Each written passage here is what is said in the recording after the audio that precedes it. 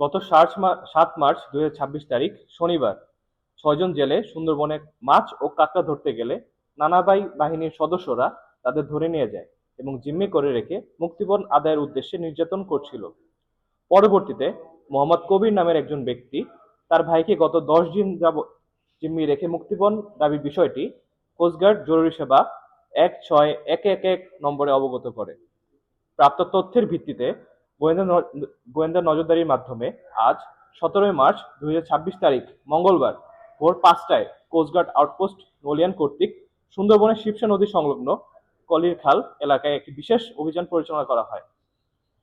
অভিযান চলাকালীন উক্ত এলাকা হতে ডাকাতদের কাছে জিম্মি থাকা ৬ জন জেলেকে উদ্ধার করা হয়। এ সময় কোস্টগার্ডের উপস্থিতি টের পেয়ে ডাকাতরা জিম্মিদের রেখে বনের ভিতর পালিয়ে যাওয়ায় কাউকে আটক করা সম্ভব হয়নি। উদ্ধারকৃত জেলে রফিকুল আলামিন ও ইসমাইল খুলনা জেলার কয়রা থানা এবং রমজান আলী, রেজওয়ান ও মিয়া রাজা সাতক্ষীরা জেলার শ্যামনগর থানার বাসিন্দা। উদ্ধারকৃত জেলেদের পরিবারের নিকট হস্তান্তরের কার্যক্রম প্রক্রিয়াধীন রয়েছে। সুন্দরবনকে দস্যুমুক্ত রাখতে বাংলাদেশ কোস্টগার্ড ভবিষ্যতেও এ ধরনের অভিযান অব্যাহত রাখবে। ধন্যবাদ।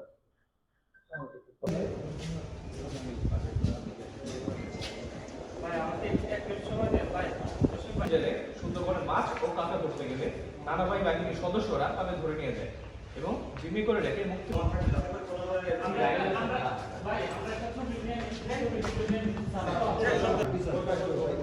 ভাই সবাই একটু পিছনে আসেন।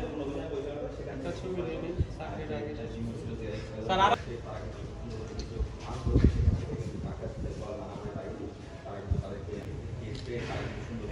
আমাদের ক্যামেরা কোথায়?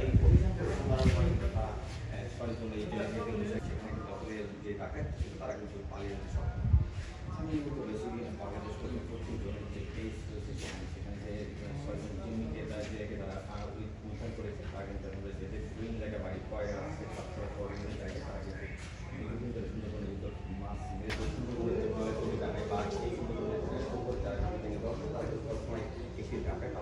কীভাবে যেন কোস্টগার্ডের কাছে আমাদের বাড়ি থেকে খবর দেয়।